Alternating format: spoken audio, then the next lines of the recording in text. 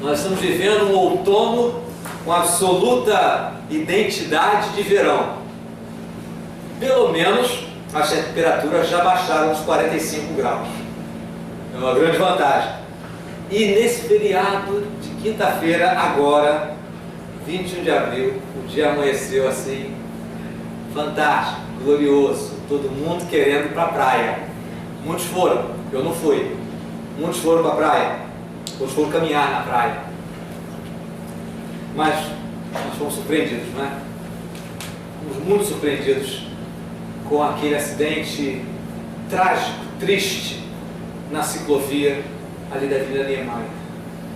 E eu acordei, a televisão acordei bem tarde nessa quinta-feira. E a televisão já estava anunciando, parece que foi cerca de 11 horas da manhã, né? Acordei bem tarde mesmo. Então já estava anunciando e eu fui surpreendido com isso.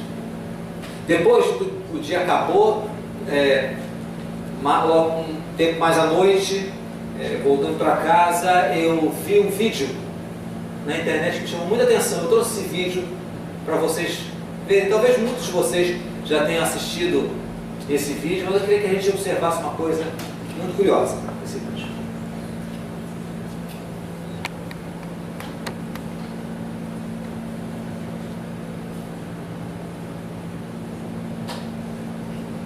O vídeo está aí?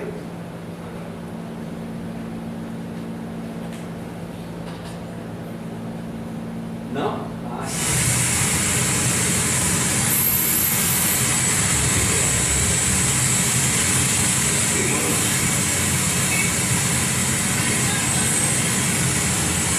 Não, bem carioca.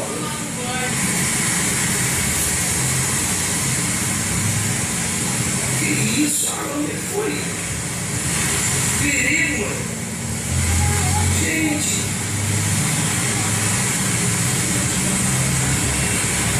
Caramba! Meu Deus do céu! Quebrou! Quebrou tudo! Quebrou! Olha lá! Não cabe gente não, cara! Graças a Deus, cara! Caraca! Algumas coisas me chamam a atenção. Não tira não, Mateus, não tira não. Essa naturalmente é quase flagrante do desmoronamento da ciclovia na Avenida Niemeyer, e algumas coisas me chamaram a atenção. Uma delas, dá para você voltar um pouquinho a respeito para a gente ver o ciclista que está passando ali?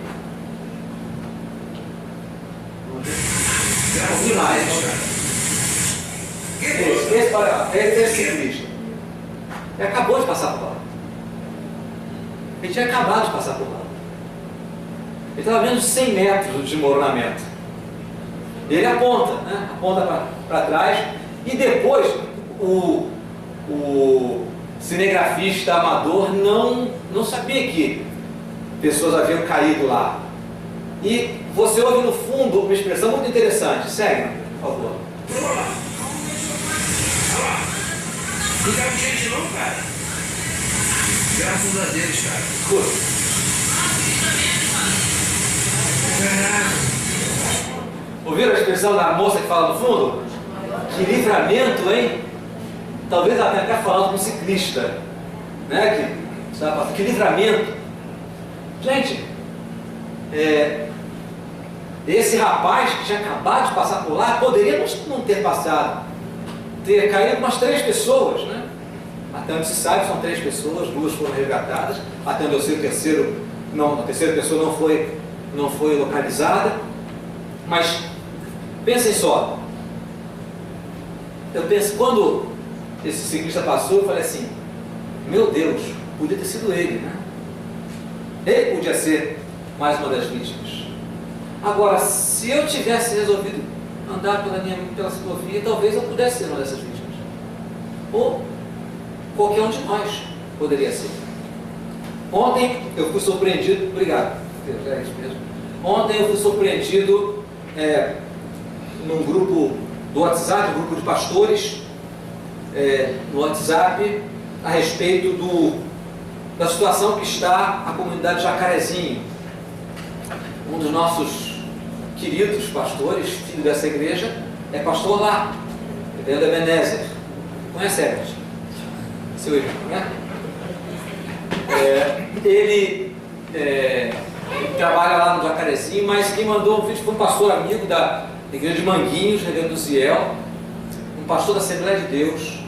Ontem, de madrugada, foi morto na comunidade Jacarezinho. Até onde se sabe, ele foi confundido com um policial. Ele saiu muito cedo de casa, estava com um terno cinza.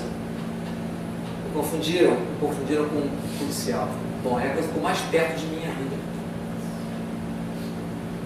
As coisas que acontecendo comigo, que está acontecendo com o Ebenezer. Enfim, a gente tem uma busca muito ansiosa por ter segurança na vida. Por ter segurança. E segurança não só essa segurança da nossa integridade física. Essa é uma das coisas que a gente mora numa cidade grande se preocupa muito. Seja em lugares de pouca segurança policial, lugares não turísticos como a comunidade Jacarezinho, ou em pontos que o mundo inteiro vê. Uma das vistas mais lindas do mundo, onde se supunha ser um espaço de absoluta segurança, a zona sul do Rio de Janeiro, policiada, observada, cuidada. Mas onde está a segurança? Essa ansiedade é o que habita o nosso coração. E ela se reflete de diversas maneiras. A segurança não é só a busca de segurança, não é só a segurança da integridade física, é a segurança das nossas estruturas de vida. A gente corre procurando, por exemplo, talvez uma das seguranças mais centrais que nós buscamos na nossa vida é a segurança econômica, a estabilidade econômica. Desde cedo, os nossos pais nos colocam nas melhores escolas que podem providenciar para a gente tenha boa educação. Mas no mundo em que a gente vive, a boa educação, via de regra, ela visa a sobrevivência financeira. Porque é um tempo, os adolescentes se tornam jovens, os jovens já desde cedo entram no mercado de trabalho, procuram o mercado de trabalho, e por isso nós nos preparamos academicamente, temos uma boa carreira, e depois, quando se entra no mercado de trabalho, se trabalha exaustivamente, com muito cuidado, com muita atenção, se continua a estudar para se manter no emprego, se trabalha cansativamente para se conseguir uma boa renda, para pessoas trabalham em mais de um lugar muitas vezes para conseguir se sustentar e manter o mínimo de segurança e estabilidade, e se possível para guardar algum dinheiro para o futuro, para algum tipo de imprevisto, ou até mesmo para algum tempo de lazer.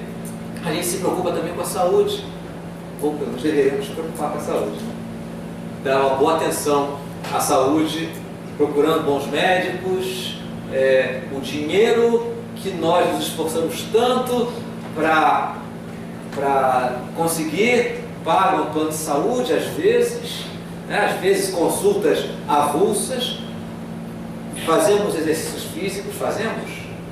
Bem, alguns fazemos exercícios físicos. Enfim, de alguma maneira a gente cuida da nossa saúde, ou preventivamente, ou medicamente. Mas a gente quer ter uma segurança, a gente quer prolongar a nossa vida, mas a gente quer prolongar a nossa vida de forma satisfatória, de forma saudável, não apenas a nossa sobrevivência, mas vivermos mesmo. Nenhuma dessas atitudes é errada. A gente não pode dizer que essas atitudes são condenáveis, pelo contrário, são atitudes prudentes, sábias, mas a gente tem que ter um bom equilíbrio com relação a isso. A gente tem que saber equilibrar esse nosso preparo para o futuro, para as questões da vida, cuidado com a saúde, capacitação acadêmica para o trabalho, e economia, poupança, com uma consciência muito importante. Há algo que a gente precisa associar com essa nossa preocupação. É o fato de que, como diz Moisés no Salmo 90,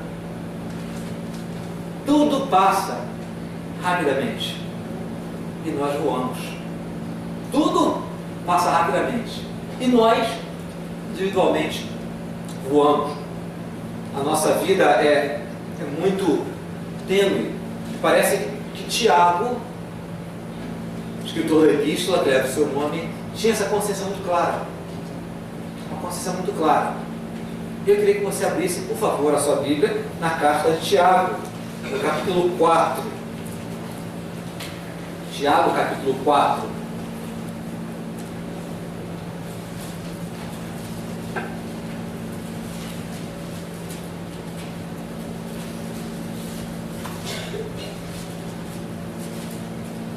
Versículos de 13 a 16.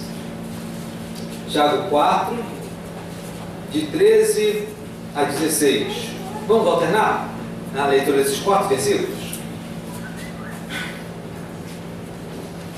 Atendei agora a vós que dizeis: hoje ou amanhã iremos para a cidade tal, e lá passaremos um ano, e negociaremos, e teremos lucros. Vós não sabeis o que se esperará amanhã, que é a vossa vida. Sois apenas como neblina, que aparece por um instante e logo se dissipa. Em vez disso, devias dizer: se o Senhor quiser, não só viveremos, como também faremos isto ou aquilo. Agora, liberando, justificai as vossas arrogantes pretensões. Toda jactância semelhante a essa é maligna. Jactância é vaidade, arrogância. Né? Arrogância, aquele sentimento de superioridade, de capacidade. E, curiosamente, é algo que a gente tem vontade de ter. Essa capacidade de ditar o que vai acontecer com a gente. Esse nosso desejo por segurança e estabilidade é, na verdade, um reflexo do desejo que todos nós temos de ter controle sobre a vida. De ter controle sobre a vida. Mas, como cristãos, a gente diz que crê em Deus. Nós dizemos que cremos na providência de Deus, que Deus é que cuida de nós, mas a gente vive, muitas vezes a gente vive na prática, como se as coisas só dependessem de nós. E é o que Tiago está falando aqui. Tiago não está falando para a gente descrente, não. Tiago está falando para cristãos. Cristãos como eu e você, que vivem o dia a dia, que tem que ganhar a vida. E o exemplo que ele dá é um exemplo muito interessante, é um exemplo de profissionais, de negociantes, de comerciantes. Ele diz assim: vocês dizem, nós vamos para a cidade tal, vamos fazer negócios lá, vamos ficar um ano investindo no nosso negócio e vamos ter lucro. Enfim, vocês estão planejando a vida de vocês para terem absoluta segurança. Abram os olhos. Numa expressão bem carioca, fica esperto.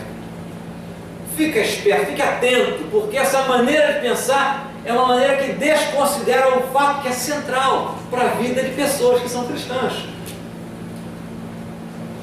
Ele diz: a vida é como neblina. Essa expressão de Tiago me incomoda muito. Dizer que a vida é como neblina é uma coisa assim meio assustadora, né? Meio nos incomoda, mas a grande verdade é essa: nós não temos o controle absoluto sobre a nossa vida, embora a gente tente fazer de tudo para ter o controle sobre as coisas. Nós muitas vezes agimos como esses cristãos citados aqui por Tiago. Nós construímos a nossa vida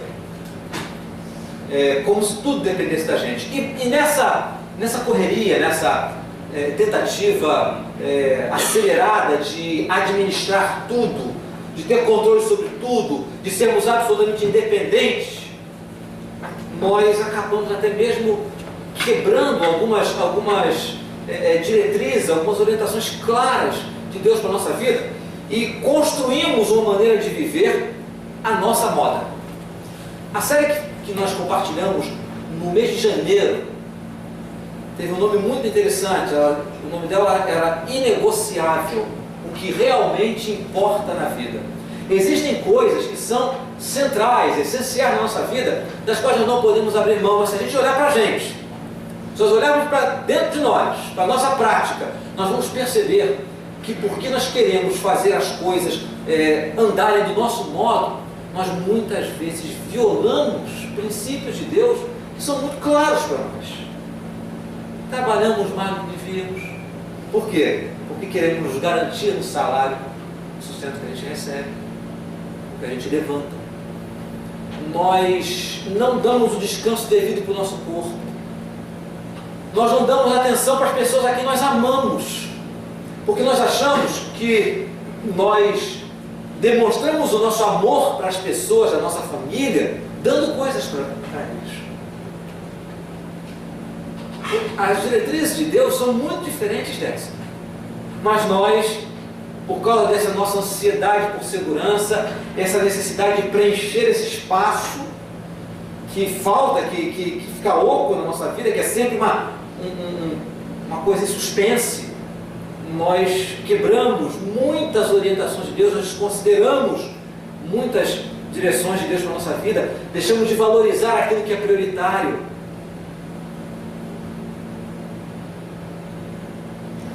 É muito triste quando nós estamos terminando uma série que fala sobre vazio.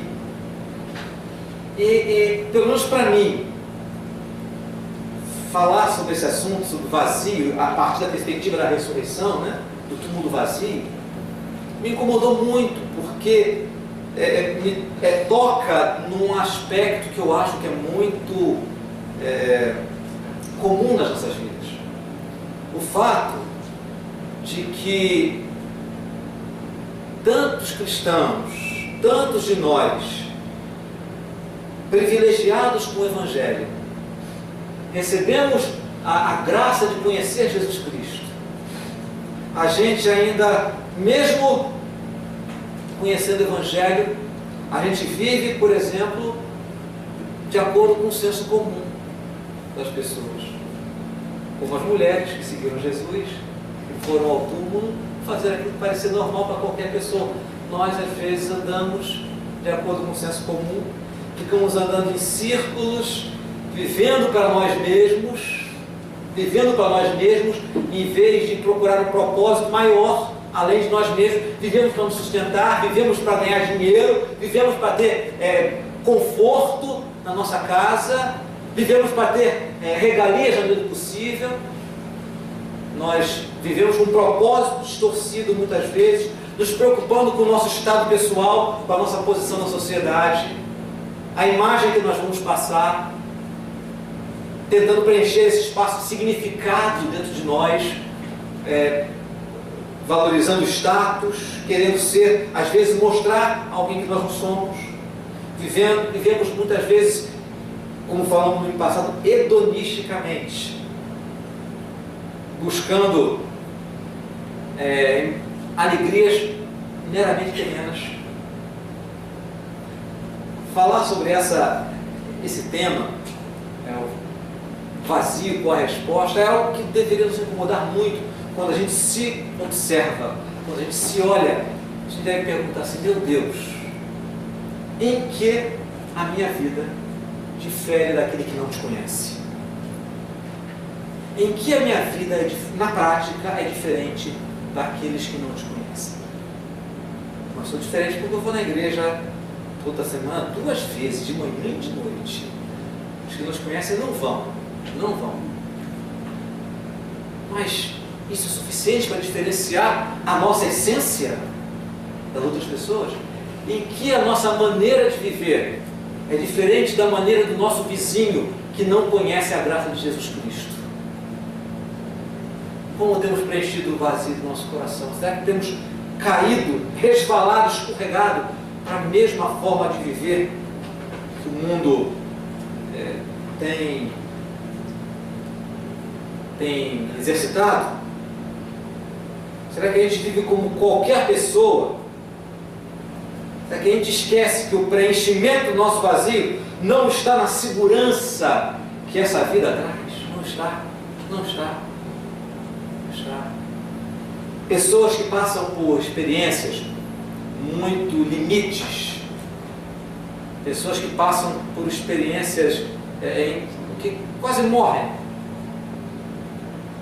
Quando voltam dessa experiência, pode até não ter visto uma luz, né? Eu vi uma luz, né? Um túnel.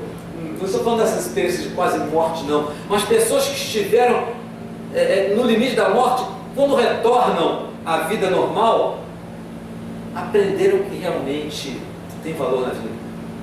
Mas nós não precisamos passar por essa experiência limite para podermos dar valor àquilo que realmente tem valor segundo Deus. Nós podemos olhar para a palavra, entender aquilo que o Senhor fala para nós. Nós não precisamos viver como quem não conhece a Deus. Então parece que essa perspectiva de falar que a nossa vida é curta, que a gente não tem controle sobre as coisas, parece um pouco pessimista. Mas essa palavra de Tiago é uma palavra que tem um valor muito precioso, porque ela nos tira de um mundo de ilusões que, na verdade, a sociedade criou e nos faz, a própria sociedade crê e nos quer fazer crer que essa é a realidade. Pense um pouco. Nós vivemos numa sociedade que valoriza o ter, o parecer, o fazer, quando Deus diz que o que vale é ser e estar com Ele. A sociedade criou um mundo que gira em torno do dinheiro e do bem-estar, e nós cristãos, que recebemos a mensagem de Jesus Cristo, nós tantas vezes acreditamos que a mensagem do mundo é a mensagem da realidade. Mas o Senhor aponta para algo muito mais alto para nós. Nós não precisamos temer o futuro. Por que nós não precisamos temer o futuro? Eu digo futuro, não só o futuro no além, mas o futuro aqui também. Nós não precisamos temer exatamente com base num evento histórico. Com base num evento histórico, que é a ressurreição de Cristo. Eu fico muito surpreso, não apenas entre nós, mas de uma maneira geral, porque a ressurreição de Cristo, ela é um objeto de fé muito central do cristianismo. Muito central. Porém, muito pouca gente pergunta qual é o valor que a ressurreição de Cristo tem para os dias de hoje, para a nossa vida hoje. Essa série se propôs a falar exatamente disso. O que é que a ressurreição de Cristo significa para a nossa vida, para nós que vivemos tantos anos distante dela, que cremos nela, mas que diferença prática ela faz, como ela preenche os nossos vazios. E nessa última mensagem, é uma mensagem que condensa aquilo que a gente compartilhou nesses 4 domingos anteriores. Fala que a ressurreição de Cristo é a ressurreição de Cristo que traz para nós a verdadeira segurança que todas as pessoas procuram. Eu perguntaria para você, pergunto e você responde se quiser. Você crê na ressurreição de Cristo como um fato real e histórico? Você crê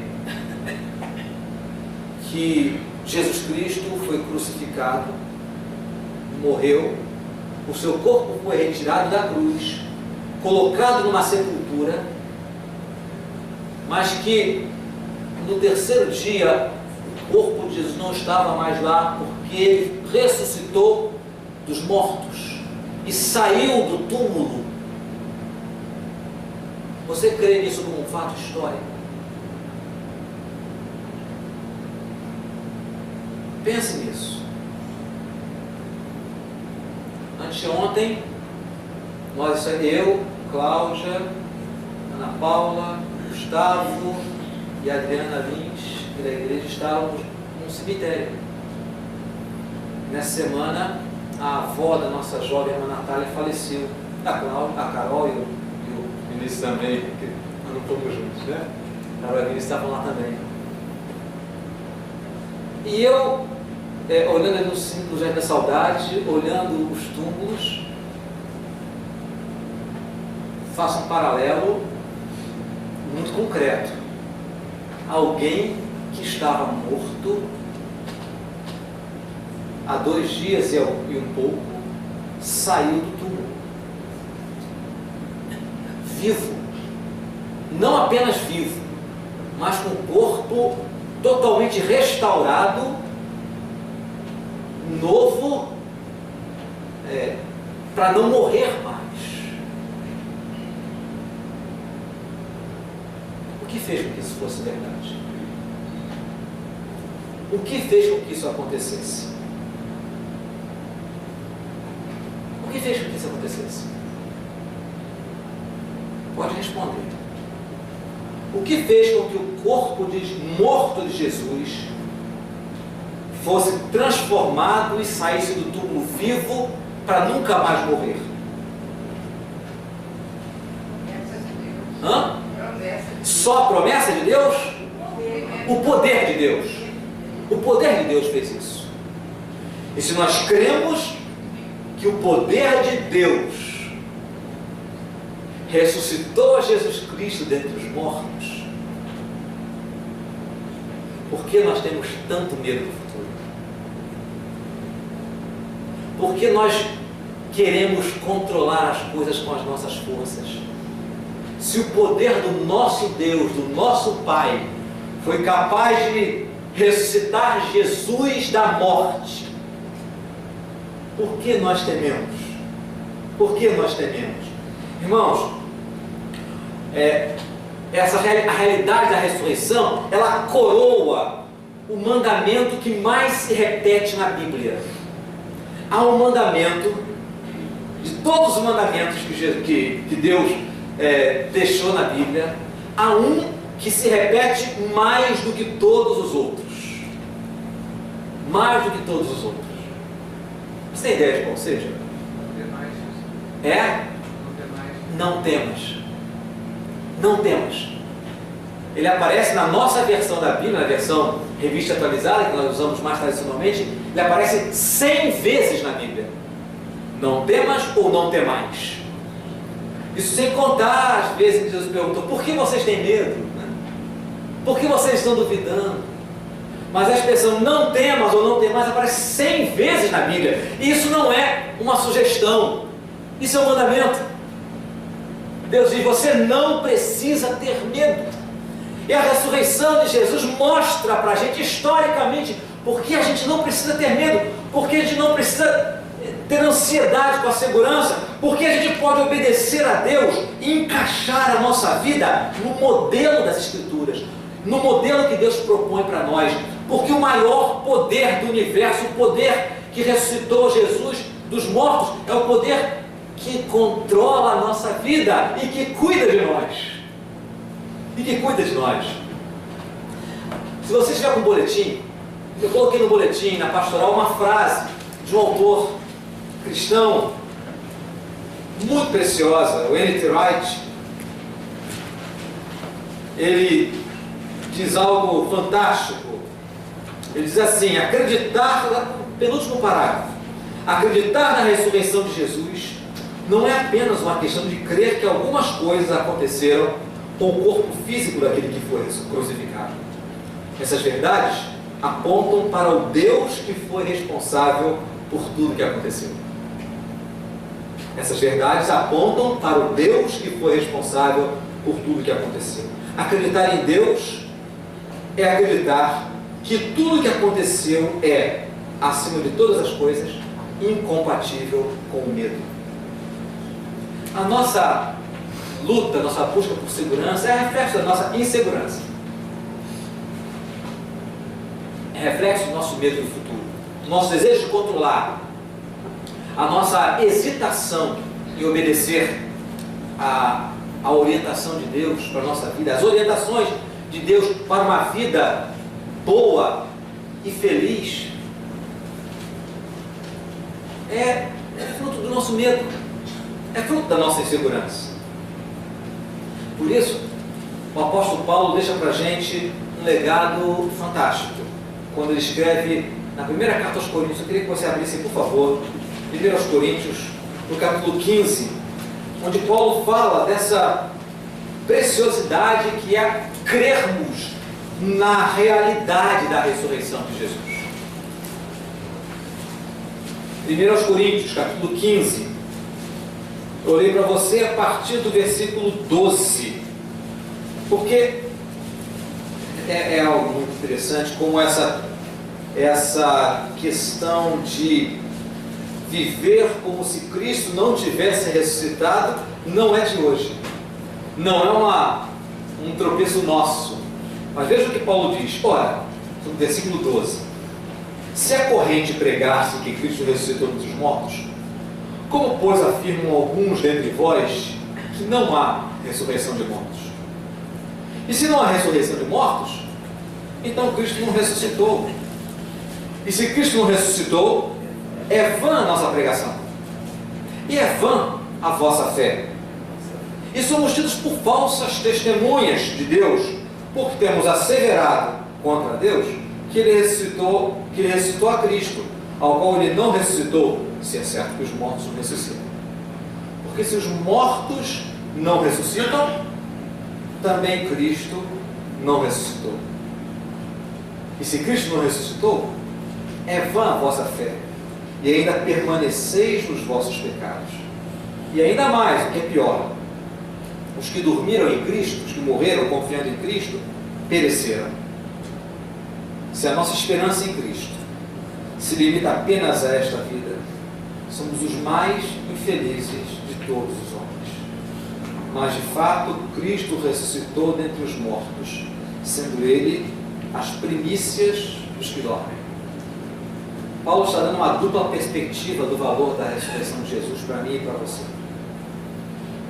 Ele nos dá a perspectiva de que ele fala que se Cristo não ressuscitou, a nossa vida não adianta, nós somos felizes, o que nós vivemos é uma ilusão. Mas ele no versículo 20 termina dizendo com toda a convicção, mas de fato, Cristo ressuscitou. Cristo ressuscitou. Então, Paulo diz, a nossa vida, porque Cristo ressuscitou, a nossa fé tem valor aqui, e a nossa vida está ancorada, está enraizada numa convicção que nos deixa em paz com relação à nossa eternidade. Ele diz, a ressurreição de Cristo dá propósito para a nossa vida aqui e alimenta a nossa esperança para que a gente não precise se preocupar com a vida futura.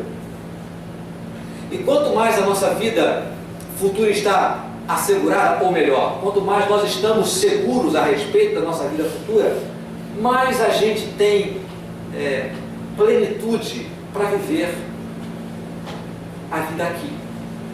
Mais a gente pode investir com sabedoria e viver esta vida como Deus quer. Como Deus quer. Nosso coração não precisa ficar pessimista a respeito das nossas vulnerabilidades, a respeito das nossas preocupações.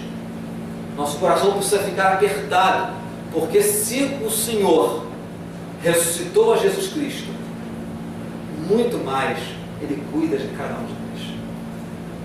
Se Jesus foi ressuscitado pelo poder de Deus, a ressurreição de Cristo é a garantia de que somos aceitos por Ele e de que a eternidade está garantida, nossa vida com Deus para sempre está garantida, e nós começamos vida eterna aqui. Eu gosto muito desse conceito de vida eterna.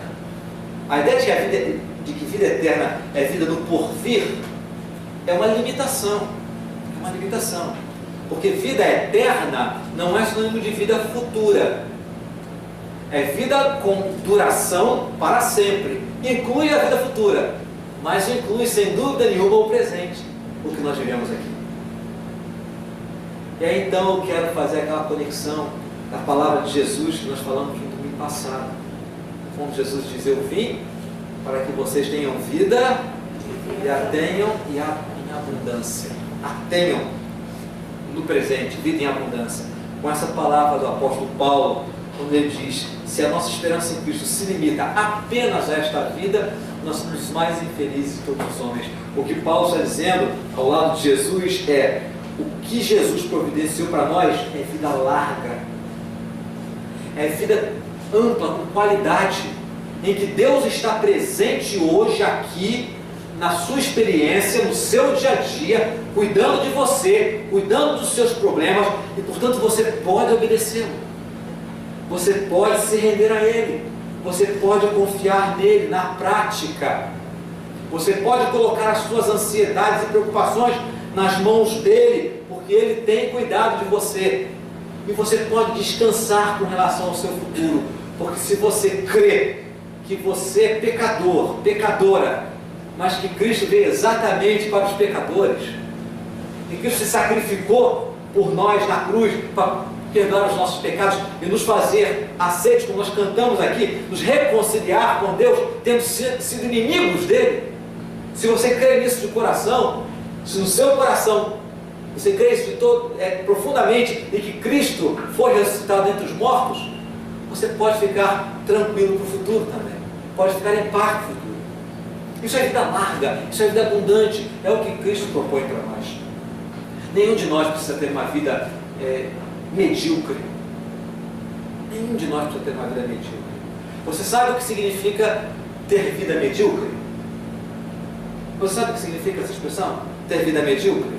A gente interpreta isso dizendo que é uma vida ruim, né? Uma vida sem significado. Não, medíocre, a palavra medíocre quer dizer literalmente na média. Em outras palavras, igual a todo mundo. Nenhum cristão precisa, nem deve ser medíocre, ter uma vida como a de todo mundo, porque nós temos a maior de todos os presentes, a maior de todas as provas do poder e do cuidado de Deus, é a ressurreição de Jesus, irmãs e irmãos. A maior prova histórica de que Deus está intervindo na vida das pessoas, de que Deus tem poder para fazer qualquer coisa, e Ele diz: eu cuido de você, anda nos meus caminhos, eu cuido de você, vive como eu estou te falando para viver, eu cuido de você. Coloca a tua confiança naquilo que eu falo a seu respeito, eu cuido de você. Nós podemos viver assim. Esse é o nosso desafio, como gente de Deus, como gente que recebeu o Evangelho, como gente que foi privilegiada, agraciada por Deus, com a revelação do amor e da presença do Deus Todo-Poderoso que ressuscitou Jesus Cristo dos mortos, que fez um morto andar com um corpo novo para nunca mais morrer. Esse mesmo poder é o poder que cuida de mim e de você. É o poder que garante a nossa vida eterna.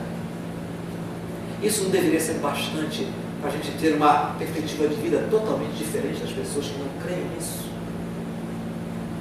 Coloca isso como centro da tua fé, como centro da tua vida, não como um elemento doutrinário para você acreditar intelectualmente. Transforma isso num elemento, num alicerce para você basear a sua maneira de viver. Portanto, quando Deus disser para você: olha, é tempo de parar, é tempo de dedicar uma parte do teu dia para estar comigo, é tempo de você usar o dinheiro que eu te dou para investir na vida de outras pessoas, para investir no meu reino, é tempo de você ser generoso com o próximo, você deve aprender a perdoar como eu te perdoei. Faça isso, esse é o caminho melhor. Lembre-se, quem está falando isso para você não é um pastor chato, não que eu não seja chato, mas antes disso, acima disso, é Jesus que está falando. O Senhor está falando para mim e para você: você pode confiar em mim, Você pode depositar toda a tua confiança no meu modelo de vida, no modelo de vida que eu proponho para você. Não se renda ao modelo da sociedade. Que resposta nós vamos dar para Cristo? Que resposta nós vamos dar para o Deus Todo-Poderoso, que diz: eu cuido de você todos os dias, e o mesmo poder que eu usei para ressuscitar o meu filho dos mortos, eu aplico na sua vida. Eu invisto para cuidar de ti. Sou o mesmo. Sou o mesmo. Não mudei. Não mudei. Como nós vamos responder assim?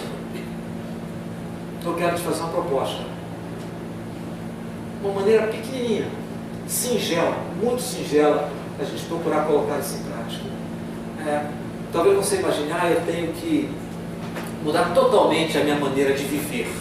Amanhã eu vou chegar lá na empresa e vou mudar totalmente, vou dizer para o meu chefe que eu vou tirar as férias que eu não tiro há 4 anos. Calma, devagar, vamos dar um passo de cada vez.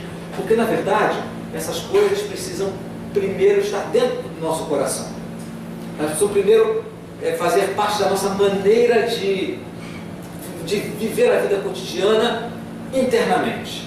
Então eu queria propor algo para você que é simples, mas eu acho que é bem profundo. Bem profundo. Você se lembra o versículo que nós abrimos o culto? O primeiro versículo que lemos no nosso momento de oração? Você está lembrado? Está lembrado? Quem chegou aqui antes do momento de oração, né?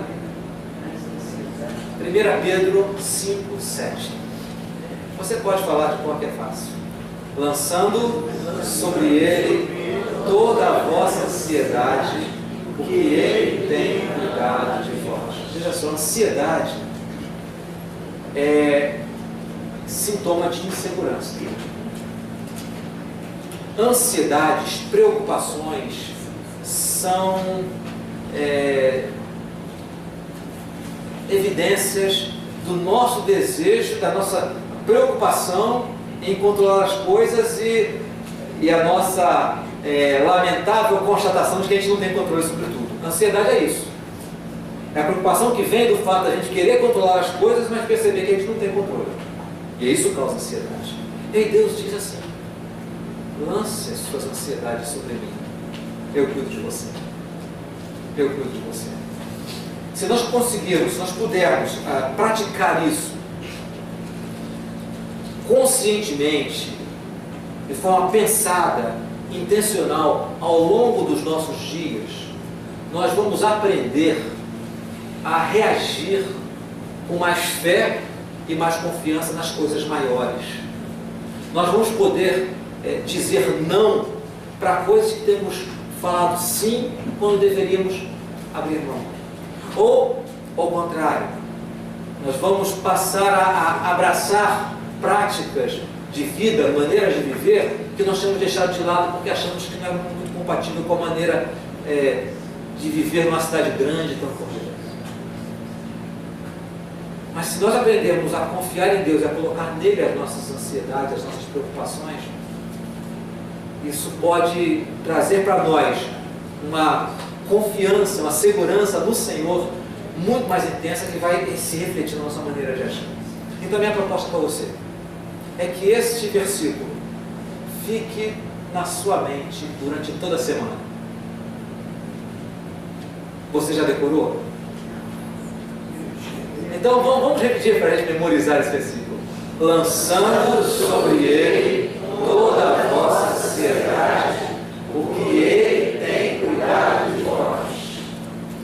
Lançando é depositar sobre Deus. E é sobre ele o Todo-Poderoso. Toda a nossa preocupação, todas as nossas fontes de ansiedade. Não existe categoria de ansiedade. Tudo aquilo que nos preocupa, lance sobre ele, compartilhe com ele, com uma convicção: ele cuida de mim. Ele cuida de mim. Então, todas as vezes que uma preocupação vier na sua mente, algo que você não tem controle, algo que você não sabe como vai resolver, mas é necessário fazer a nossa parte, o mínimo da nossa parte, mas aquilo que a gente não tem controle, lance sobre ele. Então lembre disso. O que é para a gente lembrar? Que nós devemos lançar sobre ele toda a nossa ansiedade, porque ele tem cuidado de nós. Será que a gente pode falar isso na primeira pessoa? Lançando sobre ele toda a minha ansiedade. Vamos voltar a português, primeira pessoa, eu, né? Lançando sobre ele toda a minha ansiedade, porque ele tem cuidado de mim. Ele tem cuidado de mim. Então, faça esse versículo ocupar a sua mente ao longo da semana. Mesmo que você não chegue com preocupação, mas se você disser assim, o que eu quero hoje? O que a Bíblia vai falar para mim? Aí vai lá, 1 Pedro 5, 7, mastiga esse texto. Esse versículo só esse versículo, lembre desse versículo, saboreie essa verdade de que Deus, o Todo-Poderoso, cuida de você. O poder que ressuscitou Jesus dos mortos cuida de você. Esse é o grande elemento da nossa segurança. Segurança para agora e segurança para o futuro. Faça isso, coloque isso no seu coração e caminhe com essa fé ao longo da semana. Quem sabe na semana que vem você não pode compartilhar com algum irmão, com alguma irmã, o efeito que isso trouxe na sua caminhada de fé, alguma experiência que Deus possa te permitir ter ao longo da semana. Mas lembre-se disso, você não precisa ficar se remoendo em preocupações. Eu posso fazer o quê? Lançar sobre ele toda a minha ansiedade, porque ele tem cuidado de mim. Ele tem cuidado de mim, de vós também, viu? Só de mim não, de vocês também. Deus nos abençoe e que nos fortaleça para andarmos os seus passos. Amém?